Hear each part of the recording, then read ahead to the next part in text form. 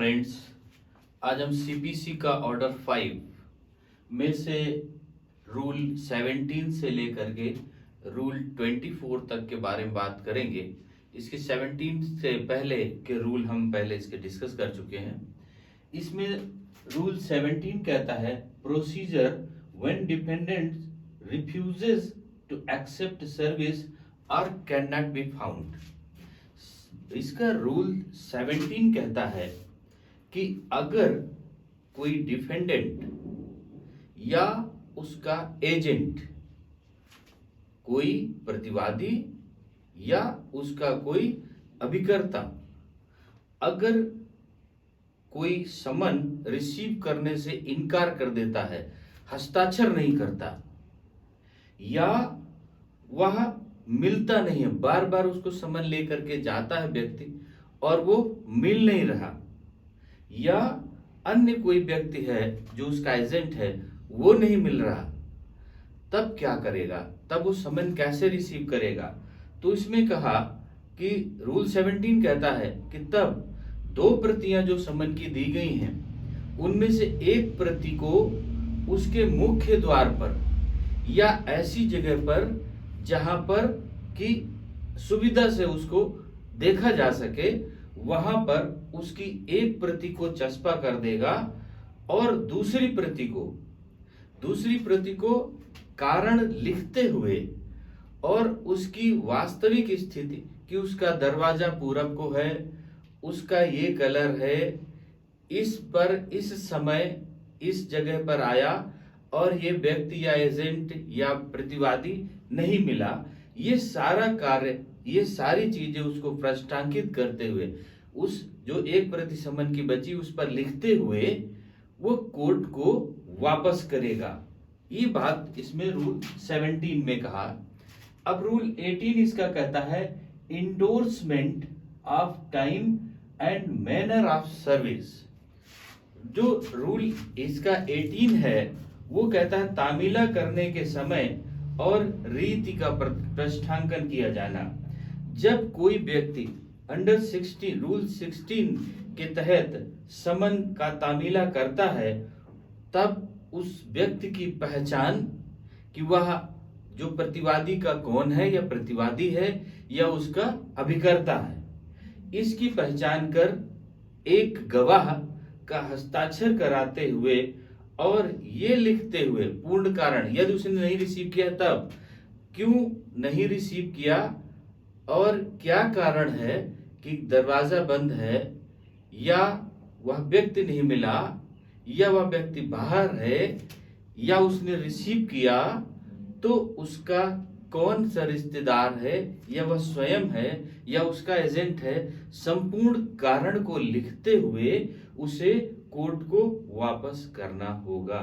ये बात रूल 18 में कहा। इंडोर्समेंट करना पड़ेगा, वो सारा कारण को लिखना पड़ेगा। अब इसका रूल 19 कहता है examination of service serving officer. इसका रूल 19 कहता है कि तामीला करने वाले अधिकारी की परीक्षा।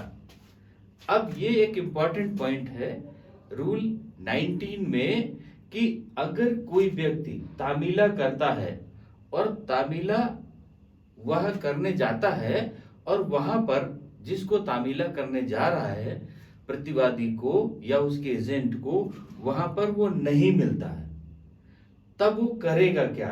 तो इन्होंने कहा कि अगर तामीला लौटा दिया गया है तब जो उस व्यक्ति ने अपनी रिपोर्ट लगाई, किसने?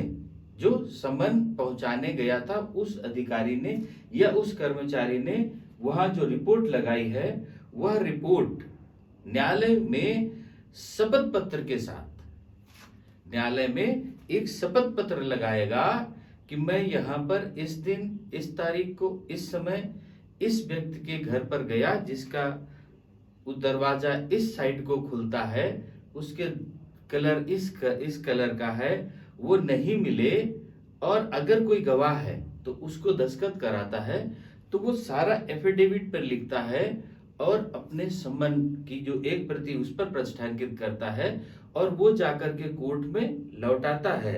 अगर कोर्ट उस व्यक्ति का जिसने इसको लौटाया वो चाहे तो उससे पूछताछ कर सकता है। अगर उसको पूछताछ करता है, कोर्ट उसको माने पूछताछ करता है और एफिडेविट देता है, तो कोर्ट मान सकता है कि ये बात सत्य है और उसका तामीला पर्याप्त मान सकता है, या पुनः जारी कर सकता है, या और किसी माध्यम से भेज सकता है। ये बात कोर्ट पर आधारित है। ये नहीं कि उसको अगर दिया गया, उसने जा करके दे दिया तो उसे मान लिया जाए, या उसकी जो परीक्षा है वो किसी दूसरे कोर्ट से भी करवा सकता है। तो ये बात रूल 19 कहता है। अब रूल 20 कहता है substituted service. Substituted service rule 20 कहता है सब्स्टिट्यूटेड सर्विस, प्रतिस्थापित तामीला।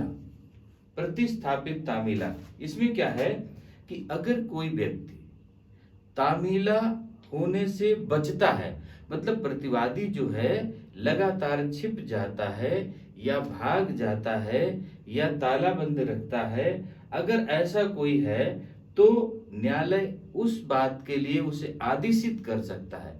जब वो रिपोर्ट पाता है कि प्रतिवादी वहां से भाग जाता है या नहीं मिलता है, तो न्यायालय यह आदेश कर सकता है कि उसके बाहरी गेट पर चस्पा कर दिया जाए समन को, और अगर वो चस्पा कर देता है तो उसकी पूरी, जैसे पहले बताया गया, उसी रीत से वो समन को वापस करेगा।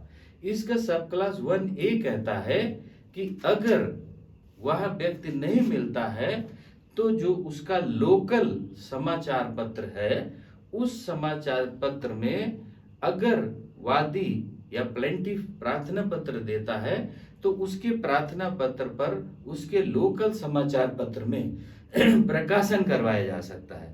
उसके लोकल समाचार पत्र में प्रकाशित करवाया जा सकता है, जिसमें उसका टाइम, कोर्ट का नाम, मुकदमे का नंबर और पक्षकारों के नाम उसमें से छापे जाएंगे।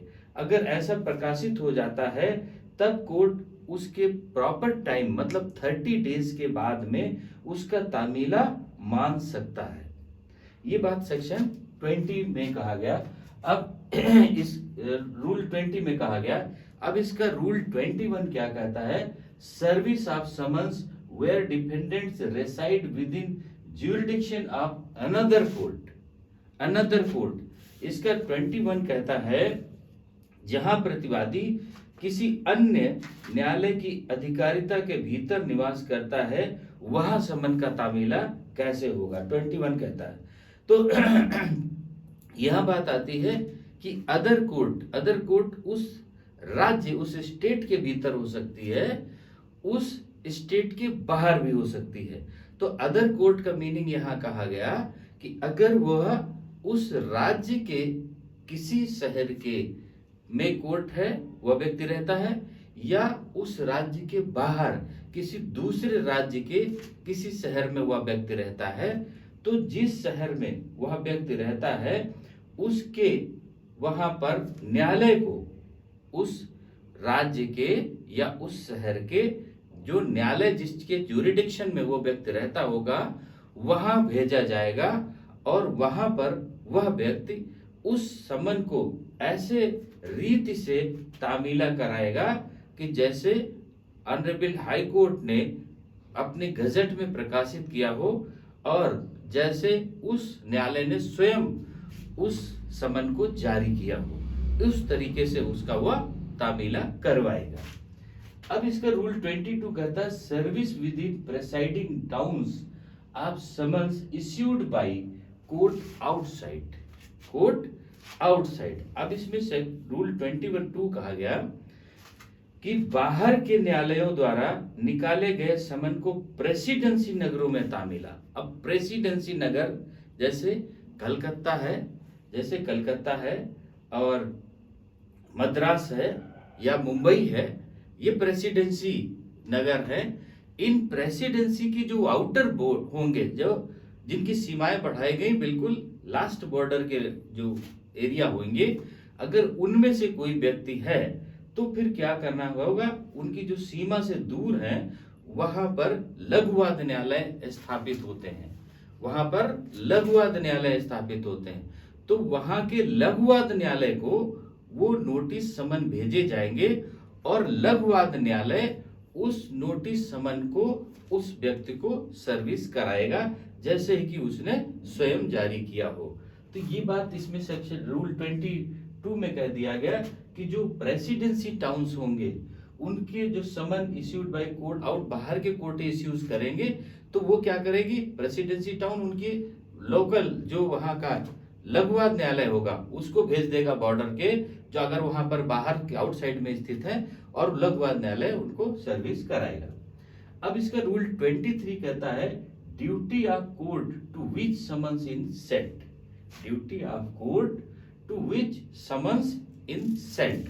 अब इसका रूल 23 कहता है जिस न्यायालय का को समन भेजा गया उसका कर्तव्य। सीएम अभी पहले आ चुका कि जिस न्यायालय को समन भेजा गया, अब दूसरे राज्य में है या दूसरे शहर में है, वहां के कोर्ट को समन भेजा गया, तो वहां के कोर्ट क्या करेगा, अगर रूल 21, 22 के अधीन समन भेजा गया है तो वह उसी तरीके से उस समन को रिसीव कराएगा प्रतिवादी को जैसे कि उस कोर्ट ने स्वयं जारी किया हो, उसी रीति से वह समन प्रतिवादी को रिसीव कराएगा। अब यही उसकी ड्यूटी होगी। रूल 24 कहता है service on defendants in prison. Rule 24 कहता है कि अगर कारागार में प्रतिवादी पर तामीला, अगर कोई प्रतिवादी जेल में निरुद्ध है, कारागार में निरुद्ध है, तब उस पर कैसे तामीला कराया जाएगा, इसके लिए रूल 24 कहता है। तो रूल 24 में कहा अगर कोई प्रतिवादी कारागार में निरुद्ध है तो कारागार के भार साधक अधिकारी को, जेलर को, कारागार के भार साधक अधिकारी अर्थात जेलर को वह नोटिस भेजा जाएगा और जेलर का कर्तव्य होगा कि उस कैदी को जहां पर वह बंद है, जहां पर निरुद्ध है, वहां पर उसका पर्याप्त तामीला कराकर उसका हस्ताक्षर ले करके और पुनः उसका जो भार साधक अधिकारी है जेलर, उसको कोर्ट को वो समन वापस करे। तो ये इसके रूल, जो ऑर्डर 5 के रूल हमारे पास 17 से 24 तक थे, वो समन किस तरीके से किसको रिसीव कराए जाएंगे, अगर जेल में है, कारागार में निरुद्ध हो तो कैसे कराएंगे, आउटसाइड है तो कैसे कराएंगे, अगर नहीं लेता है तो कैसे उसका समन कराएंगे, वो छिपता है तो क्या कराएंगे, अगर फिर भी प्रकाशन कराना है तो किस तरीके से। तो इन सारी बातों का जो जिक्र है वो रूल 24 तक किया गया। अब अभी इसमें रूल 25 से लेकर के कुछ आगे के बाकी है जिन्हें हम नेक्स्ट पार्ट में उनको एक्सप्लेन करेंगे। और ओके, थैंक यू, जय हिंद।